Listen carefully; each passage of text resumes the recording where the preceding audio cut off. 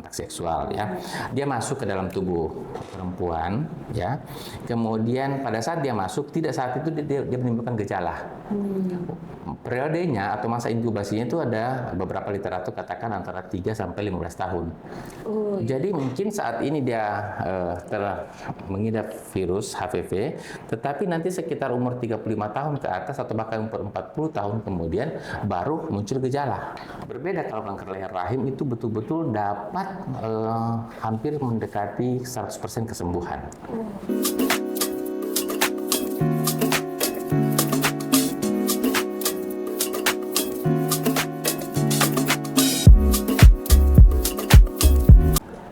Shalom penonton, teman-teman semua, Sivitas GMKI Tanah Air. Selamat datang di Asa Podcast episode yang ke-8.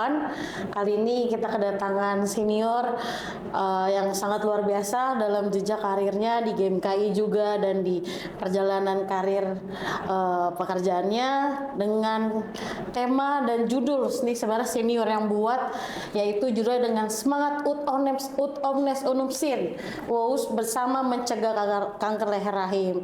Kita kedatangan senior dokter Christopher Laja, SPOG, apalagi ya, itu banyak, saking banyaknya senior ini jadi kita nggak bisa sebut satu-satu. Selamat datang senior.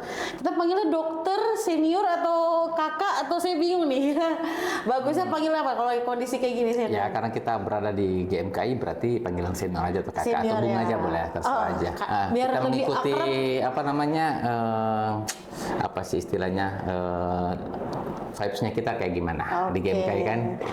Panggil senior atau kakak ya nanti. Boleh biar lebih dekat gitu kan? Oke, senior boleh mungkin cerita sedikit nih teman-teman penonton mungkin pengen tahu senior ini backgroundnya dari apa, kenapa bisa dokter SPOG atau sekarang lagi sementara sekolah atau apa? Mungkin cerita sedikit senior. Ya, oke, baik, terima kasih. Shalom, selamat malam semuanya rekan-rekan GMKI yang ada di seluruh tanah air. Selamat malam, terima kasih saya bisa diundang dalam episode ke-8 ya? Iya, ke-8. Oke, untuk ASA ya? ASA, agar semua satu adanya ya? Betul. Oke, baik. Merupakan suatu sukacita juga saya bisa hadir dan diberikan kesempatan untuk berbagi ya.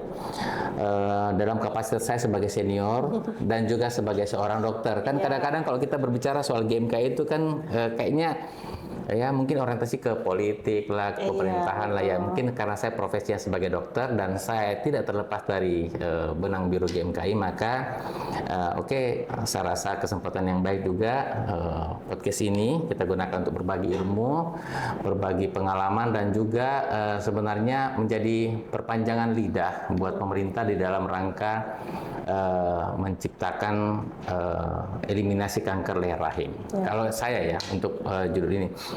Nah, kembali ke pertanyaannya Sekum tadi, saya panggil Sekum saja ya. Oke, Sekum.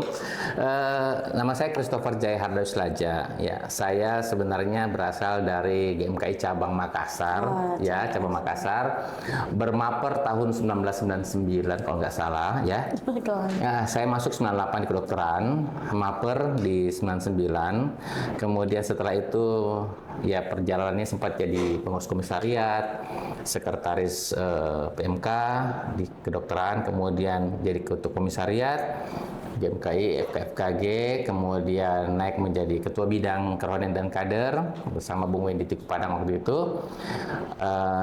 Selanjutnya setelah itu sempat sebenarnya masuk struktur PP tapi tidak lama karena ketika 2004 saya sudah dokter muda dan 2005 awal itu saya sudah dokter full. Jadi sistem pendidikan kita dulu tidak seperti sekarang yang ada internship-nya. Jadi setelah selesai pematang siantar kongres, kemudian saya Maret sudah selesai dokter dan langsung penempatan di Lubuk Banggai. Ditempatkan di Lubuk Banggai, Sulawesi Tengah sampai sekarang. Jadi 2005 saya sudah bertugas sampai sekarang sebagai aparatur sipil negara. Jadi ASN murni ya. Jadi setia sekali senior ya. 2005 sampai puluhan tahun ini. Iya, jadi itu latar belakang saya sebagai seorang mahasiswa tadinya ber-GMKI. selama ber-GMK juga saya tetap tidak melupakan studi, karena bagaimanapun sebagai seorang mahasiswa itu kita tidak boleh melupakan ya, karena moto kita tinggi iman ya, kita di gereja, kita di GMKI, tinggi ilmu ya, dan tinggi pengabdian. Ya, pengabdian saya di masyarakat dalam bidang yang saya geluti sebagai seorang dokter. Nah, setelah selesai dokter umum, kemudian saya melanjutkan pendidikan di dokter spesialis kebidanan dan kandungan (OBGYN) di Fakultas Kedokteran Unhas juga di Makassar. Jadi waktu itu saya sudah berstatus ASN, tugas belajar ya. Kemudian setelah kembali balik lagi ke Lubuk di Sulawesi Tengah, dan puji Tuhan di 2025 kalau nggak salah, 2025 itu saya diberikan kesempatan lagi untuk mengambil pendidikan di Fakultas Kedokteran Universitas Indonesia untuk subspesialis onkologi dan ginekologi. Jadi tentang kanker kewanitaan. Ya, kanker ginekologi atau kewanitaan. Jadi ya itulah sedikit tentang saya. Yang tidak lepas dari saya seorang dokter, saya juga seorang alumni GMKI, bahkan sekarang senior, dan sekarang juga saya dipercayakan oleh PNPS sebagai bagian dari anggota bidang 5 ya di PNPS. Ya. Luar biasa pengabdiannya senior dari dulu di Lubuk tahun 2005 sampai sekarang tetap di Lubuk. Berkeluarga juga di sana, rumah di sana. Ya, dan bersama-sama dan GMKI cabang Lubuk juga memberikan pelayanan di sana. Wah, luar biasa. Ini makanya senior kebanggaan GMKI cabang Lubuk ini. Makassar juga. Iya, Makassar juga. Maksudnya dalam. Nah, tadi kan senior ceritakan bahwa senior ini sementara sekolah juga di Universitas Indonesia sebagai mahasiswa subspesialis, subspesialis yang concern terhadap onkologi dan sebagainya. Nah, kira-kira senior kenapa sih senior tertarik dari awal? Kan pasti kan kalau kita menggeluti sesuatu, apalagi kalau dokter yang saya tahu kalau mau ambil spesialis karena mereka suka atau mereka senang dengan belajar sesuatu tentang hal itu, misalnya kayak internis atau misalnya spesialis anak karena senang anak-anak. Nah, kenapa sih dari awal mikir, oh saya mau ambil spesialis OBGYN dan juga saya mau ambil subspesialis ini? Kenapa sih senior udah tertarik di situ? Ya, oke. Saya kira semua ya karena ketertarikan aja ya. Jadi ketika saya masih dokter umum, saya bertugas di puskesmas di Kecamatan Toidi di Toidi Barat. Memang saya banyak berkecimpung di dunia kebidanan dan kandungan, menolong persalinan. Ya, kita ketahui bahwa seorang lahir itu karena perempuan ya. Tidak mungkin kita ada di dunia ini kalau tidak ada perempuan. Jadi karena itu saya ya tertarik saja dengan ilmu tersebut, dan akhirnya puji Tuhan saya bisa dipercayakan lulus di OBGYN Unhas, menyelesaikan studi dan kembali lagi. Nah, di dalam proses pendidikan saya di Unhas kemudian saya tertarik dengan guru-guru saya yang mengajari saya tentang keterampilan obstetrik dan ginekologi, operasi, bahkan persalinan dan lain sebagainya. Tetapi kemudian itulah menjadi mungkin bagi saya role model saya. Ada beberapa dosen-dosen saya, senior juga, yang kemudian saya ingin mencontoh. Jadi kita melihat, oh ini bagus. Kemudian ketika saya kembali dan melihat realita di lapangan, kami memang waktu itu bertugas kurang lebih ada 5 SPOG di sana, tetapi ya cukup banyak lah yang kita layani, dan saya melihat bahwa memang tantangan sih awalnya ya, challenge bahwa coba-coba deh kayaknya menarik nih onkologi ginekologi, meskipun banyak juga yang sepertinya gimana pun nanti mungkin dalam tanda kutip orang akan mengatakan kalau penyakit kanker kan ujung-ujungnya juga akan berangkat ya. Kalau kita berbicara soal itu, semua orang akan kembali, tetapi kan ada proses. Nah, kemudian kenapa saya mengambil ini ya, bahwa ketertarikan saya bagaimana membuat istilahnya bahasa kasarnya seorang katakan gini, memperpanjang orang punya hidup, ya. Jadi tidak ditindaki ataupun ditindaki. Kalau misalkan kita tindaki sesuatu penyakit kanker itu, mungkin usia harapan hidupnya mungkin tinggal 3 tahun atau kan mungkin kurang. Tetapi ketika kita melakukan suatu tindakan, apakah itu operasi, ataukah itu kemoterapi atau radiasi, harapan kita long life-nya lebih panjang, sehingga masih ada waktu lah untuk, ya kalau dalam kepercayaan kita kan hidup ini untuk melayani. Gitu. Jadi kalau masih ada waktu yang kita diberikan, ya kita gunakan dengan baik untuk pelayanan, baik itu terhadap sesama maupun terhadap Tuhan. Saya kira itu sih. Karena ini menggenapi Trimatra Game Kak ya, tinggi iman, tinggi ilmu, tinggi pengabdian ya senior. Nah kan memang sebenarnya kanker leher rahim ya, atau kanker serviks mungkin teman-teman sering dengarnya ini di beberapa tahun ini baru mulai hype karena kan banyak kasus yang akhirnya berujung mohon maaf kepada kematian dan juga banyak perempuan-perempuan yang dari seumuran kita ataupun bahkan lebih muda nggak aware dengan penyakit ini karena dipikir oh itu kan penyakit untuk ya mohon maaf orang-orang yang sudah tua atau apa. Tapi faktanya teman-teman aku juga melihat ada beberapa seumuran kita bahkan ya senior yang sudah ada bibit-bibit atau tervonis ya, bilangnya vonis ya, diagnosis tervonis kanker. Nah ini juga kenapa kita ada podcast ini teman-teman, kita juga mau meningkatkan awareness atau kesadaran kita, ya kewaspadaan juga. Seperti senior bilang, kewaspadaan kita khususnya kepada perempuan, tapi sebenarnya bukan hanya khusus perempuan. Mungkin kader-kader setanah air punya ibu, punya kakak perempuan, punya oma atau punya adik perempuan, bisa juga kita belajar dari sini. Makanya kita khusus spesial undang senior Dr. Chris untuk kita sama-sama belajar dan kita juga belajar bagaimana meningkatkan kewaspadaan itu. Nah, kenapa sih senior menurut senior bahwa di era sekarang penting kita untuk bicarakan soal kanker? Oke.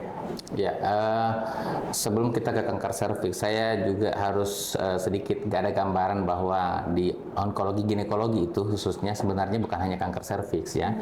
Ada kanker ovarium ya, mungkin biasa saudara-saudara lihat yang besar perutnya ya. Kemudian ada juga kanker endometrium, jadi bagian dari badan rahim.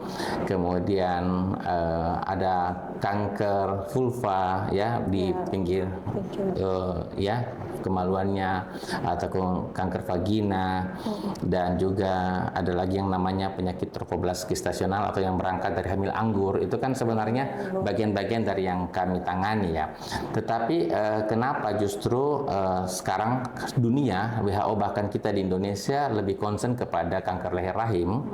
Karena saudara sekalian, para ibu-ibu jemaat dan juga kader BMKI, kader muda, ini adalah satu penyakit kanker yang curable atau yang dapat betul-betul diobati, bahkan hilang ya. Kalau kanker-kanker yang lain yang saya sebutkan dari awal tadi itu, kalau kita sudah divonis sebagai suatu kanker, itu untuk dikatakan sembuh itu tidak. Tetapi yang namanya seorang penyintas kanker itu namanya survive. Tidak bisa dikatakan sembuh. Beda kalau misalkan mau demam kan, ya, habis itu minum obat berhenti ya. Tetapi kalau misalnya kanker ini sifatnya ada namanya survive. Artinya makanya kita pemantauan dalam 3 tahun pertama, 5 tahun dan selanjutnya. Dia namanya survival karena besar kecilnya masih ada bibit-bibit kecil yang mungkin ada di dalam tubuhnya tetapi tidak memberikan gejala atau bereaksi. Nah, berbeda kalau kanker leher rahim itu betul-betul dapat hampir mendekati 100% kesembuhan. Ya, karena penyebabnya diketahui ya ada namanya suatu virus ya. Virus HPV, bahasa Inggrisnya HPV karena dia berangkat dari nama human papilloma virus. Jadi virus yang menyebabkan papiloma atau papil-papil. Kalau papil-papil itu kalau kita lihat-lihat kadang kalau kita di timur biasa bilang kencing kodok atau apa namanya ini kutil-kutil ya. Itu bagian daripada infeksi virus HPV yang resiko rendah. Ada yang resiko tinggi. Yang resiko tinggi yang saat ini yang paling dikenal itu ada tipe 16, 18, 52, 54 ya, ada beberapa. Dan karena penyebabnya diketahui kanker leher rahim ini, sehingga dunia kedokteran modern sudah memberikan suatu vaksinasi untuk membuat virus ini kemudian tidak aktif lagi di dalam tubuh hostnya, tubuh perempuannya. Itu sehingga mengapa kita concern sekarang kepada yang namanya, kalau pepatah dulu mengatakan mencegah lebih baik daripada mengobati. Itu sampai saat ini masih berlaku. Jadi kanker leher rahim itu adalah kanker yang bisa dicegah ya, dan kemudian bisa diobati. Nah, ketika kita masuk di dalam proses pencegahan, maka hampir dikatakan tidak mencapai ke kankernya. Karena kalau di kanker leher rahim itu atau kanker serviks itu namanya lesi prekanker. Jadi seperti itu ya. Jadi kanker serviks sangat-sangat berbahaya kalau dia sudah terjadi, sudah memberikan gejala, tetapi sebelum terjadinya gejala ini, seorang perempuan itu bisa untuk tidak sampai kepada tahap kanker. Oh, jadi masih ada tahapan-tahapan kita waspada itu di awal. Betul. Untuk supaya nggak bertumbuh sel kanker dalam diri kita. Ya, oke. Jadi saya sedikit jelaskan secara ya semoga bisa dipahami ya. Iya. Memang agak ilmiah sih, tapi agak bahasa-bahasa ya bahasa-bahasa awamnya. Ya. Jadi seperti ini misalnya ya, virus itu masuk melalui kontak ya, karena ini kan sebagian besar kontak seksual. Jadi mengapa hampir sebagian besar adalah mereka yang sudah kontak seksual ya. Dia masuk ke dalam tubuh perempuan ya. Kemudian pada saat dia masuk, tidak saat itu dia menimbulkan gejala. Periodenya atau masa inkubasinya itu ada beberapa literatur katakan antara 3 sampai 15 tahun. Jadi mungkin saat ini dia telah mengidap virus HPV, tetapi nanti sekitar umur 35 tahun ke atas atau bahkan umur 40 tahun kemudian baru muncul gejala. Oh, ya jadi ada waktu. Ada waktu untuk kemudian gitu. Nah, proses pertumbuhan ini yang bisa kita cegah, kita cut di sini. Oh, iya. Itulah kenapa pemerintah saat ini menggalakkan namanya pencegahan. Ada 3 metode pencegahan sebenarnya ya. Nanti saya akan coba lebih rincikan tentang itu. Nah, kalau periode ini kemudian kita pangkas, tidak terjadi, maka seorang perempuan itu yang tadinya mempunyai virus HPV tidak akan berpindah menjadi kanker.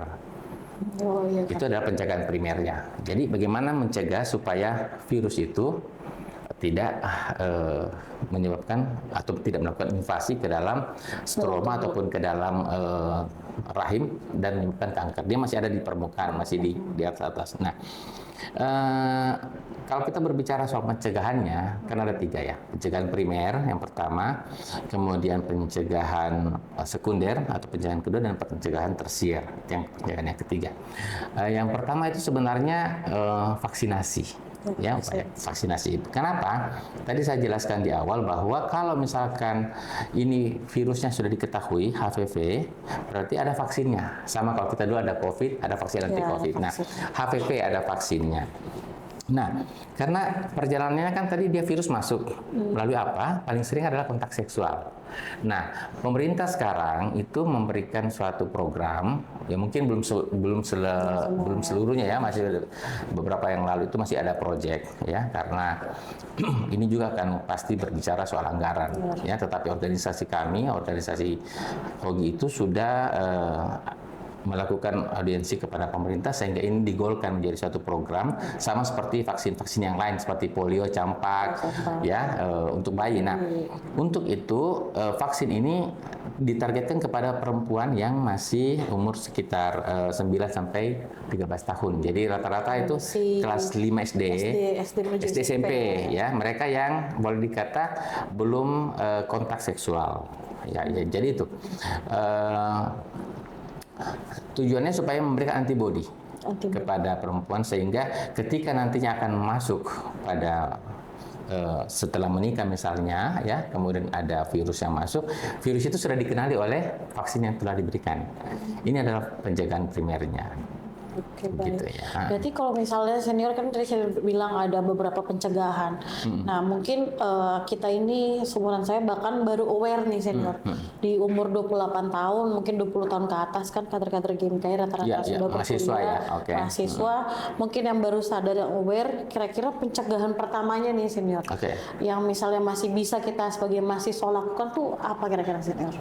Bagus pertanyaan. Jadi saya kira hampir sama yang tadi. Jadi ketika seorang perempuan itu katakanlah masih virgin, belum menikah, otomatis berarti belum ada kontak seksual yang menempel atau belum ada virus HPV yang menempel pada bibir rahim atau leher rahimnya. Oleh karena itu memang target screening, target imunisasi itu pada anak-anak.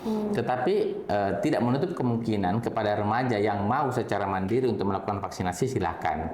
Meskipun memang saat ini belum di-cover oleh pemerintah untuk program imunisasi, program vaksinasi yang gratis itu. Tetapi tersedia ada beberapa jenis, ada yang bivalen atau 2 jenis yang terutama 16-18, kemudian ada yang kuadrivalen, ada yang 4 jenis, ada beberapa merek, saya nggak perlu sebutkan namanya di sini, dan ada lagi yang untuk 9. Jadi pada prinsipnya kalau kita belum kena, kita bisa vaksin, kita vaksinasi ya. Jadi artinya saya memberikan gambaran contoh sederhana ya, bahwa vaksin itu ibaratkan payung ya. Payung, kalau misalkan kita punya payung ketika hujan rintik-rintik ya, jadi kemungkinan kita tidak akan basah karena kita sudah dipayungi, kita sudah punya payung. Tapi kalau misalkan hujannya deras, kemungkinan kita akan basah, tapi mungkin hanya pada kaki atau hanya sebagian. Jadi vaksinasi juga tidak mengatakan bahwa 100% kamu akan ini. Ya, karena sampai saat ini ada cukup banyak, saya lupa berapa ratus jumlah jenis daripada HPV tersebut, dan di antaranya ada yang high risk, risiko tinggi, ada yang risiko rendah. Tetapi yang saat ini baru ada 9 yang dapat dikenali vaksinnya, sehingga masih ada beberapa yang belum. Meskipun saat ini masih diupayakan oleh ilmuwan untuk untuk mencari vaksin yang sejenis itu ya, begitu sih ya. Jadi vaksin sangat penting. Ya.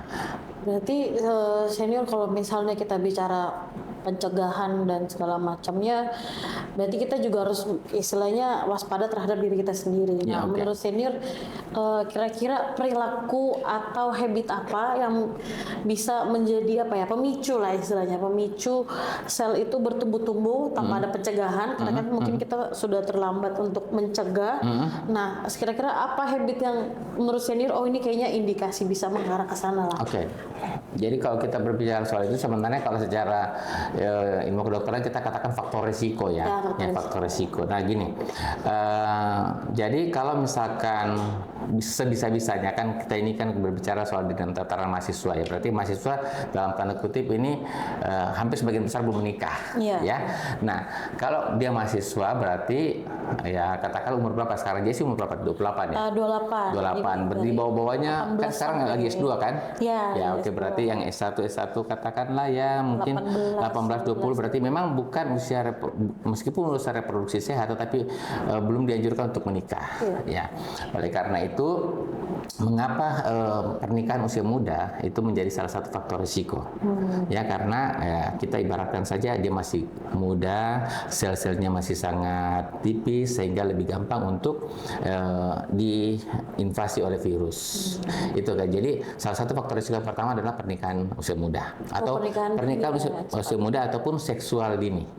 Jadi kan maaf ya, kita berbicara secara ini saja bahwa tidak semua itu pasti sudah ada yang berhubungan sebelum menikah misalnya, tetapi di usia muda mungkin di bawah 18 tahun atau mungkin ya banyak lah. Kalau kita searching di internet itu banyak, mungkin SMP, SMA lah ya, bahkan ada yang melakukan istilahnya kekerasan seksual yang seperti itu adalah salah satu faktor risiko. Yang kemudian yang kedua adalah berganti-ganti pasangan. Ya, berganti-ganti pasangan karena virus ini namanya human papilloma virus, itu adalah virus yang ada menempel pada manusia dan seberapa sering dia akan berhubungan, dan pasti kalau sudah terjadi kontak seksual berarti ada perlukaan yang mungkin terjadi pada dinding rahim. Nah, semakin sering dan semakin lama, maka kemungkinannya untuk mengalami invasi atau masuk ke dalam stroma ataupun otot rahim itu lebih besar, dan itu meningkatkan resikonya untuk terjadi kanker leher rahim. Mungkin saat itu belum, tapi kita tidak tahu 2 tahun kemudian, 3 tahun kemudian, dan seterusnya. Dan ini pun juga tergantung dari jenis virus HPV apa yang masuk, karena kita tidak tahu. Makanya sekarang ada juga namanya pemeriksaan virus HPV DNA tes. Nah, kalau menyambung pertanyaan Jessie tadi, untuk yang mahasiswa tuh nanti untuk yang umur reproduksi sehat itu ada juga nanti masuk kepada pencegahan yang sekunder ya. Nah, faktor risiko selanjutnya ya mungkin gaya hidup yang tidak sehat, makanan, rokok juga ya. Kemudian banyak anak. Banyak anak malah resikonya tinggi salah satu yang menyebabkan resiko tinggi juga banyak anak Jadi banyak anak juga selain banyak rezeki, banyak resiko. banyak sakitnya juga ternyata. Jadi memang agak ini ya. Karena kenapa ketika banyak anak itu kan banyak melahirkan, logikanya selalu ada pembukaan besar ketika mau melahirkan. Jadi lebih gampang leher rahim itu kan akan melebar ya. Ketika kepalanya bayi lewat ya. Ini secara data epidemiologi juga bahwa orang yang punya anak 4 lebih besar kemungkinannya untuk dapat CSRV ketimbang yang anaknya cuma 1 atau 2 karena seringnya melebar leher rahimnya akibatnya sel virus HPV yang ada menetap di situ bisa lebih gampang lagi masuk. Gitu. Jadi tadi teman-teman udah dengar beberapa faktor resikonya ya. Salah satunya memang gaya hidup sehat sebenarnya bukan hanya soal kanker leher rahim, sebenarnya segala penyakit kalau kita nggak hidup sehat ya itu lebih gampang masuk ya. Itu juga salah satu faktor semua segala penyakit. Makanya saya juga ditegur teman-teman untuk hidup sehat.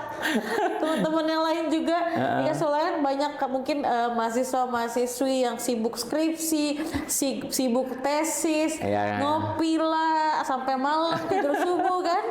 Banyak salah satunya kita ini mahasiswa-mahasiswi yang kadang nggak memperhatikan kesehatan, aman lah. Tapi ya itulah teman-teman, kita harus mulai aware, concern dari sekarang karena perilaku kita nggak kita rasain sekarang ya sakitnya.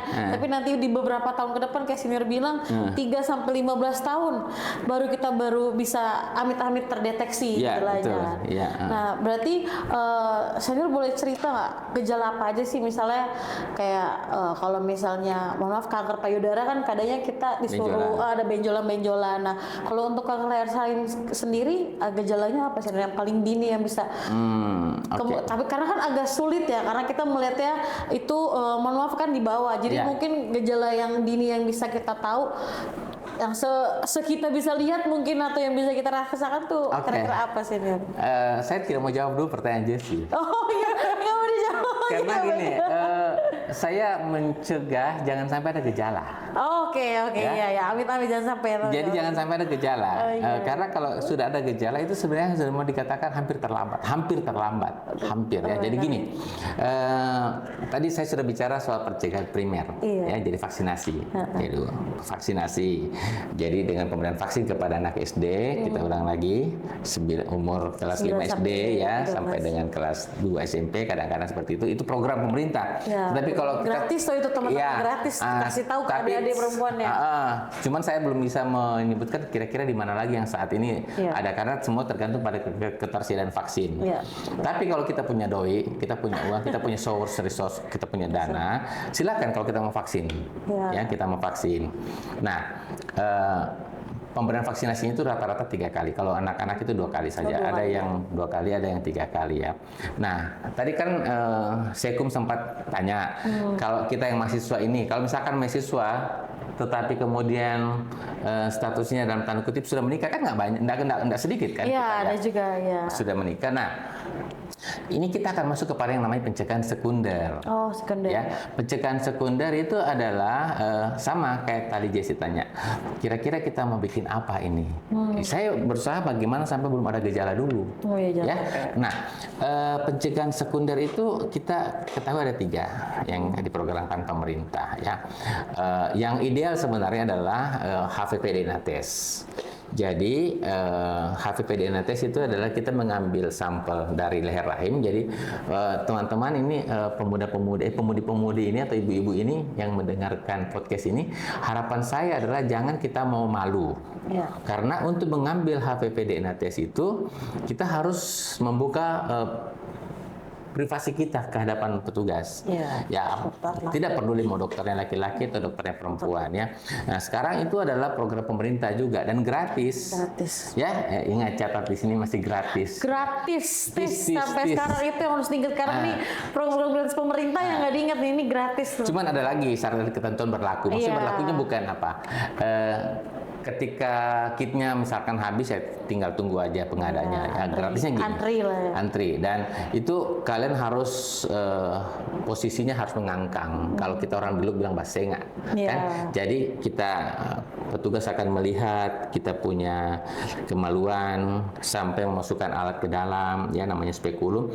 Dilihat ini di senter ini leher rahimnya, ya, kemudian diambil sampelnya dan diperiksakan di laboratorium. Itu akan mendeteksi bahwa si ibu ini tidak mengidap virus HPV. Kayak tes DNA darah gitu ya? Iya, betul sekali. Apakah itu risiko rendah ataupun risiko tinggi akan terdeteksi di situ. Ya. Setelah terdeteksi, maka kemudian bisa kita ada lagi tindak lanjutnya. Itu adalah yang ideal, ya.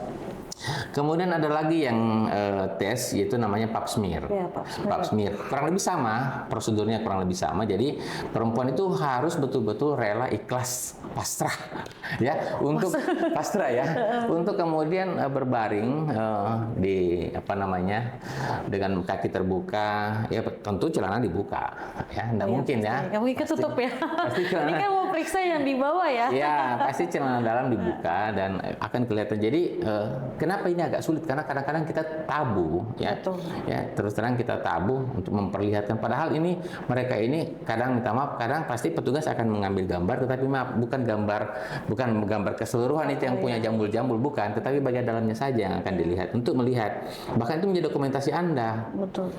Ya. Oke, kalau untuk pap smear itu kan diambil jaringannya, kemudian dibawa ke laboratorium diperiksa oleh namanya seorang spesialis patologi anatomi.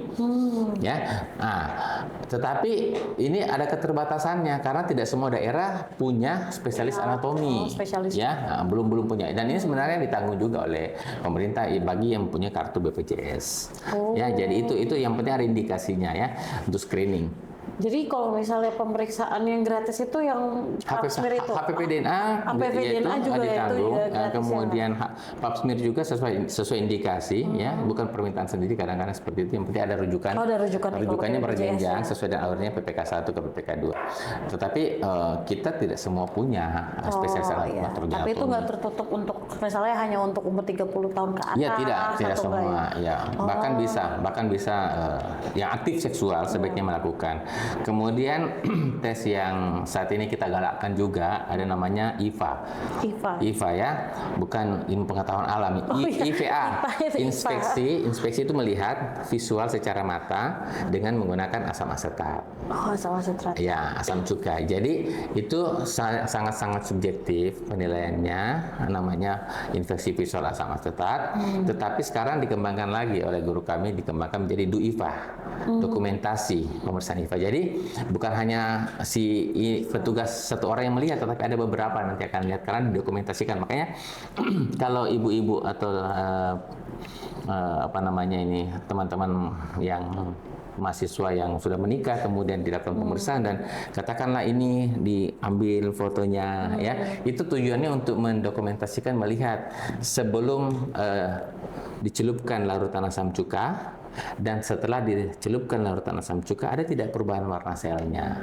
Karena di situ akan kelihatan. Ini digalakkan, hampir di semua daerah bisa lakukan dan sangat murah. Bahkan jadi nggak harus bawa ke lab lagi. Nggak perlu dibawa ke lab. Nggak perlu dibawa ke lab lagi.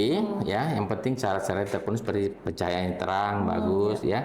Ibunya ngangkang dengan rileks, jadi leher rahimnya itu bisa dilihat dengan bagus. Sehingga persepsinya akan dilihat karena itu ada dokumentasinya. Itu akan dilihat, kan yang bisa melakukan ini ada bidan dan dokter yang sudah terlatih, ya. Dan itu ada grupnya sendiri untuk DUIVA namanya, dokumentasi IVA. Itu nanti akan kita baca bersama bahwa ini masuk dalam kategori lesi prekanker atau tidak. Nah, kalau masuk lesi prekanker berarti ini jangan sampai menjadi satu, saya sudah kena lesi prekanker. Iya. Langsung panik gitu. Ya, panik. Ya, jangan panik karena ini bukan kanker. Langsung kanker nih, bukan ya. Bukan pre-kongres. Belum kongres kan? Belum kongres ya, masih. Sama kok kita. Masih jauh. Iya, pre-kongres. Jadi belum kongres, belum ada ketua umum yang akan terpilih di situ kan. Jadi belum boleh panik kalau misalnya belum boleh panik ya. Hasilnya. Jadi justru kalau kita ada pre-kanker berarti masih dalam tahap yang masih bisa dieliminasi sampai sembuh 100%. Ya, oke. Nah, jadi masih bisa ya, selain di cure ya, maksudnya sangat disembuhkan bisa. setelah kita periksa HPV IVA ini. HPV IVA, pap smear-nya, ya, kemudian HPV DNA, kemudian pap smear dan IVA testnya. Itu semua bisa sembuh. Wow. Ya, semua bisa sembuh. Nah, kadang kita malu kan? Iya. Malu karena mungkin saya punya nanti dilihatnya orang. Tapi percaya saja bahwa semua petugas kesehatan itu disumpah untuk itu. Ya. Dan tidak ada juga yang mau menyebarkan yang mau dipunya. Karena mereka ini bisa kena sumpah dokternya bisa kena ada pelanggaran kan? Ya, pelanggaran etik istilahnya. Etik, kalau misalkan kita menyebarluaskan etik. informasi pasien tanpa itu. Makanya kalau kalian ditanya, dia sakit apa? Kita tidak bercerita karena itu adalah rahasianya. Ya. Jadi ibu-ibu yang saya kasih di Indonesia ini ya teman-teman pergerakan, saya kira kita juga harus menyuarakan kepada keluarga kita ya bahwa jangan malu ya, malu kalau misalkan kemudian kita harus diperiksa, karena ibaratkan begini ya, bahasa kasarnya kalau kita sering berhubungan ya, kita bagian dalam itu kan tidak kelihatan dari luar, tapi kalau misalkan jerawat-jerawat yang di pinggir-pinggirnya kan nggak bisa lihat. Sama saya coba begini, kalau kita sariawan kan, kalau kita bercermin di cermin ya kita bisa lihat ada sariawan. Oke lah. Contoh ini kan sebenarnya bibir. Jadi epitelnya itu sama dengan yang di bawah. Cuma agak beda-beda dikit ya. Nah, kalau kita sariawan kan kita bisa cermin, kita lihat tidak. Tapi kalau yang di bawah kan tidak bisa. Jadi harus orang lain yang lihat. Ya, orang lain yang lihat, ya, bukan petua yang lihat ya. lain cerita kalau petua yang lihat mungkin lain ya. Jadi bukan harus orang lain yang memang punya kompetensi untuk itu, karena tujuannya untuk menilai apakah leher rahim itu masih bagus atau tidak. Ya, kalau kita di timur kan kadang-kadang bilang sering digunakan, sering dipakai, sering berhubungan, ya harus sering-sering juga dilihat. Jangan nanti dia ada lecet, yang Jessie katakan tadi timbul gejala. Ya gitu. Itu adalah pencegahan yang kedua. Jadi kalau teman-teman, memang ini masih sangat dianggap tabu sebenarnya senior, bahwa apa sih pemeriksaan daerah privasi ya. Daerah privasi itu atau reproduksi kita anggap tabu karena kita malu atau apa ya, karena kalau menurut saya sih ini sesuatu yang sangat penting ya, dan kalaupun kita misalnya ada kesempatan dan itu gratis, nah kenapa nggak kita gunakan? Apalagi dengan teknologi sekarang juga semakin canggih, dan juga mungkin teman-teman bisa menabung. Bahkan saya cerita sedikit memang senior, saya sama teman-teman itu sampai saya minum ya? Iya, silakan. Ini asli ada isinya ya, asli ada isinya ya. Saya sama teman-teman juga, kita itu sering saling mengingatkan, jangan lupa ya suntik HPV, vaksin HPV, jangan lupa vaksin HPV ya. Mungkin memang agak pricey di beberapa rumah sakit, tapi saya juga lihat di beberapa rumah sakit yang apalagi rumah sakit daerah itu masih cukup kita bisa jangkau lah. Jadi yang sering jajan-jajan kopi dan makan-makan snack, coba kita sisihkan tabungan-tabungan sedikit kita untuk kita vaksin HPV, karena ada beberapa tahap ya. Biasanya 3 kali ya, yang pertama, kedua, dan keenam. Jadi bisa menabung lah kalau untuk itu. Tetapi kalau yang masih muda-muda kan program pemerintah. Tapi kalau kita yang sudah berkeluarga atau ini ya memang itu belum program sih sebenarnya ya. Karena tadi kayak senior bilang untuk anak-anak remaja ya dari umur 9 sampai 13 tahun itu program pemerintah. Berarti itu di sekolah-sekolah ya? Di sekolah. Masuk dalam program di Puskesmas, itu masuk dalam program imunisasi bulan BIAS namanya, bulan imunisasi anak sekolah. Jadi kasih tahu ke adik-adik kalian yang jangan takut disuntik. Jangan takut disuntik. Malah itu kesempatan yang sangat-sangat priceless. Coba kita ada dari dulu ya senior. Baru beberapa tahun ya, baru dari tahun berapa? Itu juga perjuangan yang sulit ya. Senior-senior kami di Himpunan Onkologi Ginekologi itu memperjuangkan itu ke ke pengambil kebijakan untuk kemudian itu disahkan menjadi suatu program dan dibiayai oleh negara. Itu luar biasa susahnya ya. Karena ya bukan dana yang sedikit untuk itu. Gitu ya. Oke. Tadi kan senior bilang ada 3 ya, yang kalau misalnya pemeriksaan tadi sekunder sudah, tersier. Primer, sekunder sekarang ya. Nah, kalau yang tersier itu sebenarnya sebelum masuk ke tersier tadi kan kita masuk kepada yang sekunder tadi ya. Yang sekunder tadi kalau misalkan ada kita dapatkan lesi prekankernya, itu sudah bisa ditangani. Ada beberapa teknik penanganannya itu, jadi kita masih masuk pada penanganan yang sebelum kanker. Itu primer dan sekunder itu sebenarnya pada pencegahan sebelum terjadi kanker. Nah, kalau dia misalkan ada lesi prekanker, ya, atau biasa kalau pakai istilah ini sekarang biasa CIN 1, CIN 2 atau CIN 3 atau low grade seal ataupun high grade seal itu ya istilahnya, itu masih bisa yang namanya kalau orang bilang kita konisasi, diambil sel epitel yang luar, itu harus di rumah sakit. Kemudian diperiksakan lagi di PA, atau ada yang lebih sederhana lagi, ada namanya krioterapi. Jadi leher rahim yang punya lesi itu kemudian dibekukan dengan alat khusus yang menyebabkan bunga es, sehingga dia akan mati sel-selnya, kemudian akan timbul sel baru. Itu kalau konisasi cryo. Adapun juga namanya thermal ablasi. Jadi seperti dipanaskan leher rahimnya, kemudian akan melepuh dan akhirnya kemudian akan tumbuh sel baru. Sel baru yang tumbuh itu adalah sel baru yang sehat lagi, yang tadinya di-renew gitu di-renew. Jadi sama seperti kalau kita dapat luka, biasanya kan ada luka gores, itu akan tumbuh luka dari dalam, pertumbuhan dari dalam, luka yang keluar akan keluar. Dan itu biasa akan menyebabkan keputihan dulu kepada ibu karena mengeluarkan sel-sel mati. Sel-sel mati. Itu adalah di pencegahan sekunder. Kalau di pencegahan tersier itu adalah sebenarnya kita sudah masuk pada pengobatan. Pengobatan dalam artian begini, jangan membuat stadium awal itu masih bisa ditangani dengan baik, stadium 1A sampai dengan 1B. Kan stadium kanker serviks itu juga sama dengan naik kelas. Sampai berapa? Sampai 5 stadium? Tidak, sampai 4 saja. Jangan banyak-banyak. Jangan banyak-banyak. 4 kelas jadi, ya, ada 4 jadi kelas. dari kelas 1 sampai dengan kelas 5, kelas 4. Kelas 4 ya.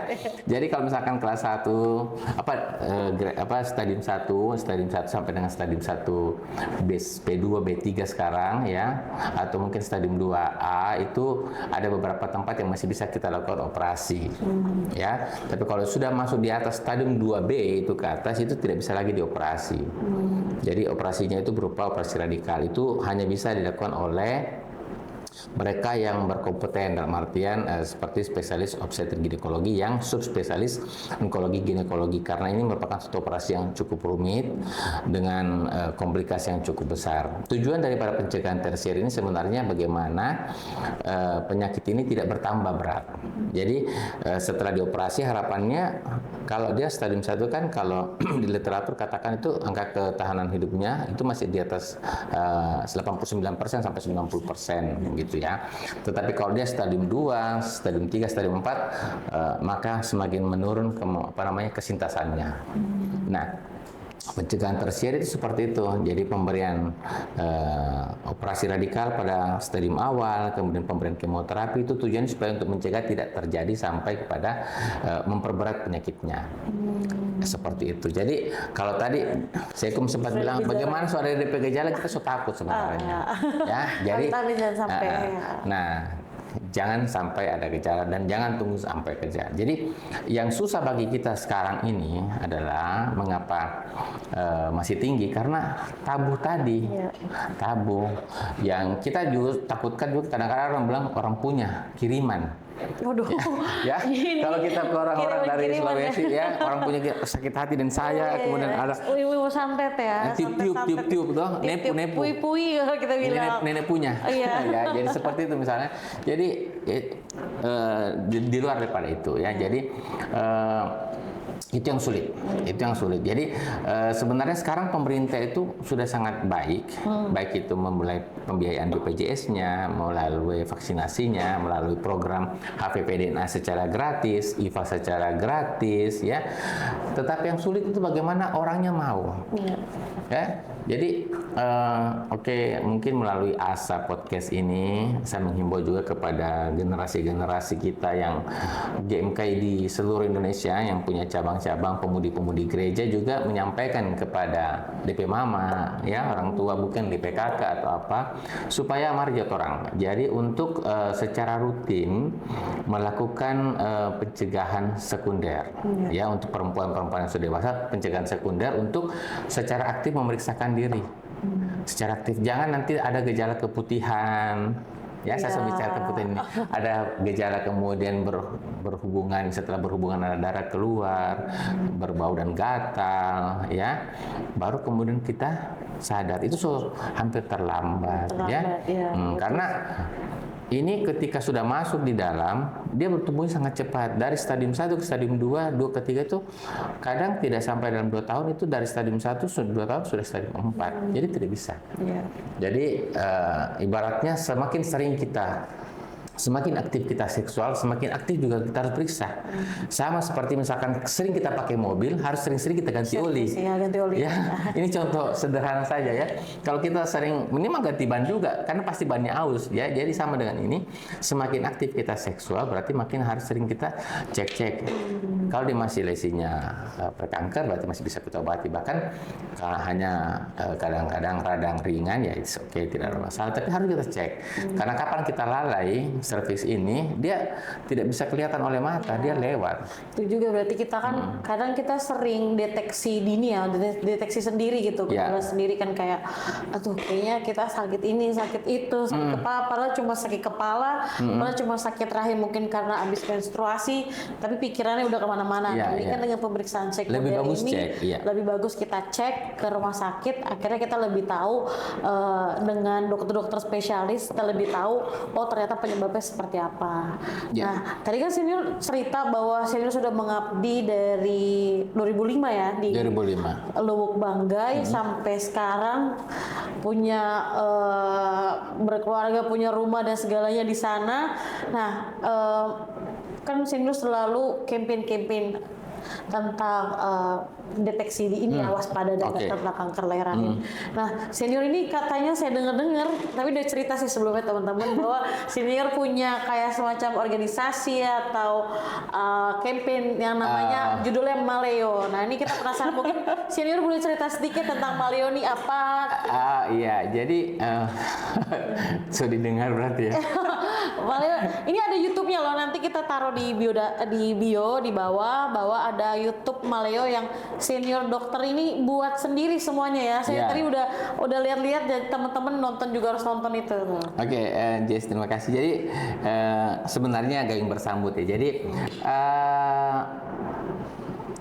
karena berada di sana, kemudian bertumbuh di sana, jadi saya mengingat firman yang mengatakan bahwa berdoalah bagi tempat di mana kamu berada, kesejahteraan negeri itu karena kesejahteraan juga adalah kesejahteraan kamu.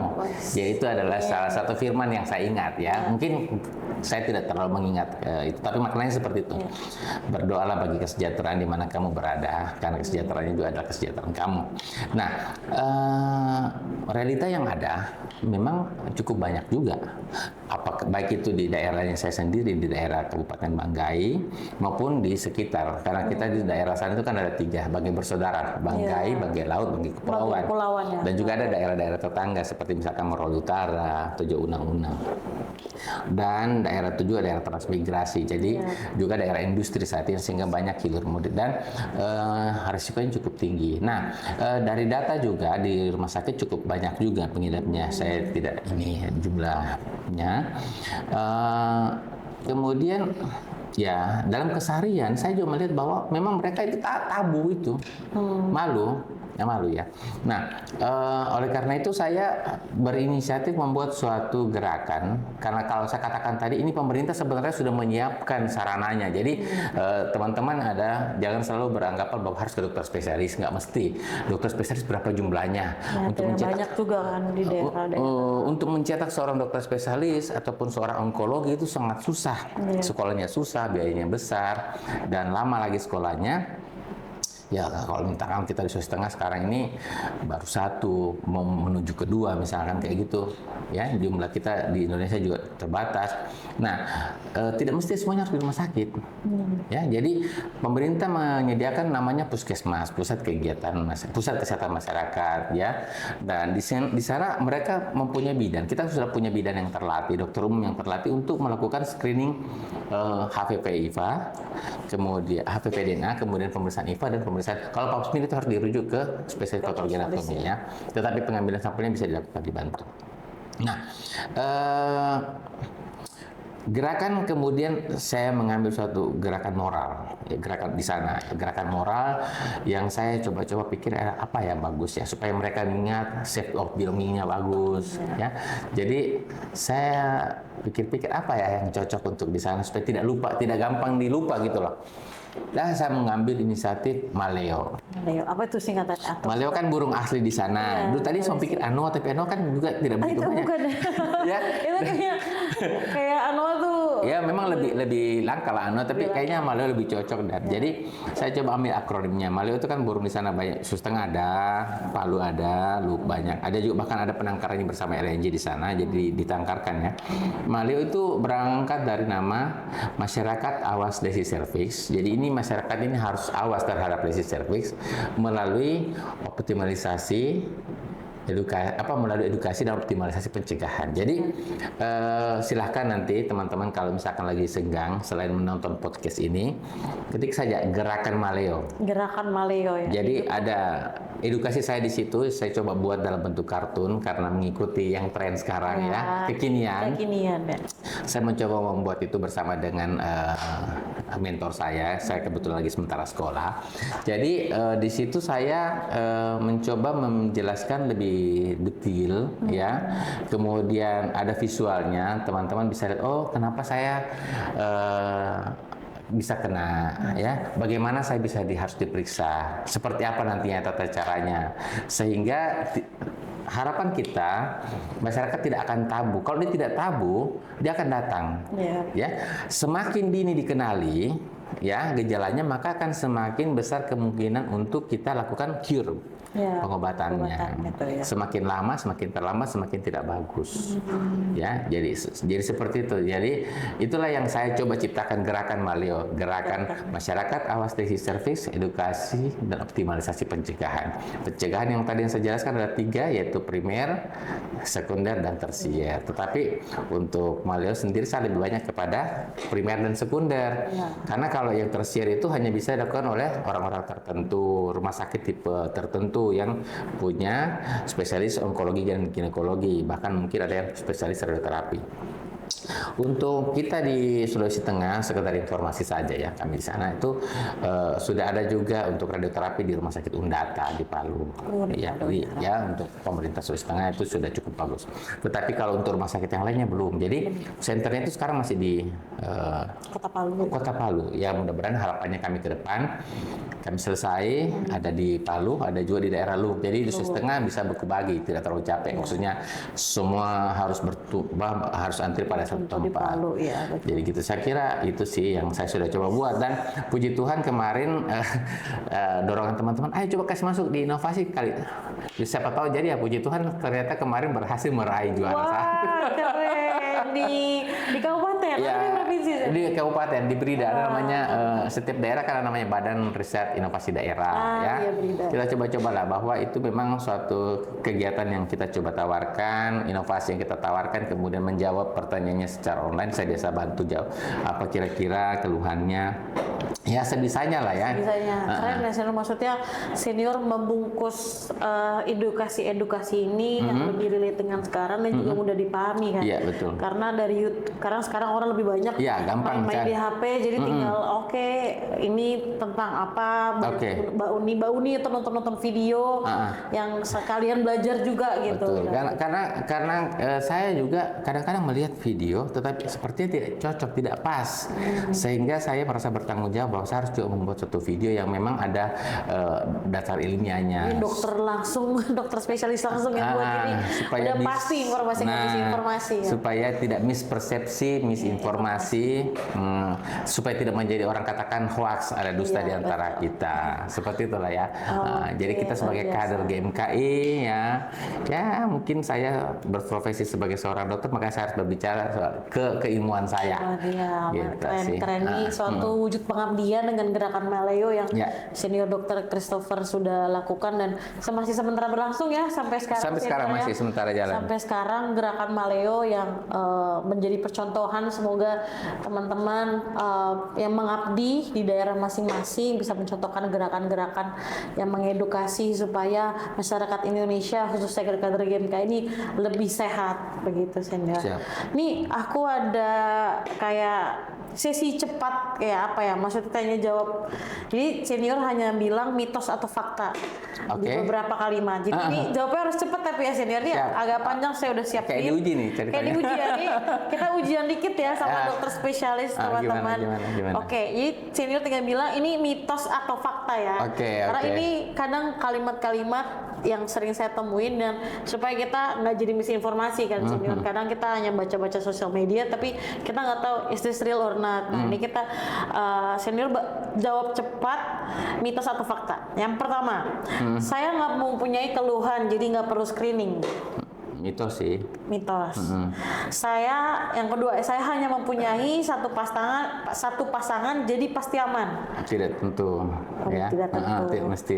Jadi yang punya pasangan lebih belum tentu aman. Tidak, maksudnya satu pasangan pun juga tetap harus kita lakukan pemeriksaan. Oke, baik. Ketiga, hasil HPV positif berarti saya sudah divonis kanker. Tidak. Ya, jadi HPV positif bukan berarti harus kanker. Itu menandakan bahwa di dalam tubuh kita ada virus, tetapi apakah virus itu kemudian bereplikasi, memperbanyak diri, kemudian melakukan masuk merampok ke dalam tubuh kita, itu belum tentu, ya. Nah, jadi itu tadi waktunya panjang, 3 sampai 15 tahun. 15 tahun dalam. Jadi ada virus belum tentu dia melakukan invasi ke dalam, gitu. Nah. Ini yang sering saya temuin, vaksin HPV dapat menyebabkan seorang mandul. Tidak sama sekali, tidak benar. Itu nggak benar ya teman-teman. Jadi jangan takut untuk vaksin HPV. Selanjutnya setelah vaksin HPV kita nggak perlu screening lagi. Tetap screening. Ya, jadi screening itu kan tujuannya kan tadi saya katakan bahwa vaksin itu mencegah memberikan proteksi kurang lebih sampai dengan 90%. Jadi tidak 100%. Nah, kalau kita akan melihat juga perilaku hidup kita. Apakah ada resikonya. Jadi kalau misalkan kita aman, misalkan mungkin dia ada algoritmanya, kita mungkin per tahun, ada yang per 3 tahun kita tetap screening. Kenapa? Seperti saya katakan tadi, motor selalu dipakai, minimal bannya harus selalu diganti. Gitu. Ganti oli. Ganti oli atau ganti bahan. Ini yang terakhir, ini yang sering mungkin teman-teman perempuan rasakan, kalau kita keputihan pasti itu gejala kanker serviks. Tidak. Jadi keputihan itu adalah suatu mekanisme pertahanan tubuh perempuan terhadap jumlah bakteri yang masuk. Jadi saya coba contoh gini, di dalam tubuh kita ada bakteri baik, ada tentara, tetapi di luar tubuh itu ada penjahat. Jadi kalau misalkan dia masuk satu peleton, kemudian di dalam ini cuma 10 bakteri, berarti kemungkinan dia akan menyebabkan keputihan namanya karena kalah nih tentaranya dibandingkan dengan penjahatnya masuk. Tapi kalau misalkan tentaranya cukup banyak di dalam, bakteri baiknya cukup bagus, ya, tetapi yang kuman yang masuk, jadi dia akan menyebabkan infeksi. Jadi keputihan itu adalah bagian daripada pertahanan, dia akan menyebabkan infeksi keluar. Tetapi belum tentu dia suatu kanker serviks. Banyak, bisa bakteri, ya, bisa jamur, semua, ya. Jadi keputihan itu hanya satu dari beberapa gejala. Tetapi setiap keputihan sudah harus diwaspadai karena kalau suatu leher rahim terinfeksi, berarti dia melemah. Dan bukan hanya bakteri yang ada di dalam, ada juga virus yang tadi saya katakan. Mungkin ada di dalam tapi tidak menyebabkan gejala. Kalau kelama-lamaan dia infeksi, gampang banget dia masuk untuk memberikan apa istilahnya, menginvasi ke dalam. Itulah pentingnya kita ngambil diagnosa sendiri, kan? Jadi kita overthinking dan akhirnya kepikiran jadi OPT, jadi kepikiran jadi malah tambah sakit. Gitu. Nah, gitu sih. Nah, senior nih kita kan udah denger semua hampir detail sebenarnya. Mungkin ada yang lebih detail, tapi nanti kita bisa nonton di YouTube Gerakan Mario. Mungkin yang lebih detail senior akan mengupload atau memproduksi video-video yang lebih bagus, lebih detail lagi. Nah, dari semua pesan-pesan atau informasi yang kita dengar tadi, apalah pesan terakhir dari senior dokter untuk kader-kader, khususnya kader-kader perempuan GMKI atau mungkin seluruh sivitas GMKI, senior-senior bahkan yang punya keluarga perempuan, adik atau ibu perempuan, gimana? Oke, baik. Terima kasih. Jadi mungkin sudah mau tutup acara sesi. Ya, jadi pesan-pesan saya bahwa yang pertama mencegah lebih baik daripada mengobati. Ya, bahwa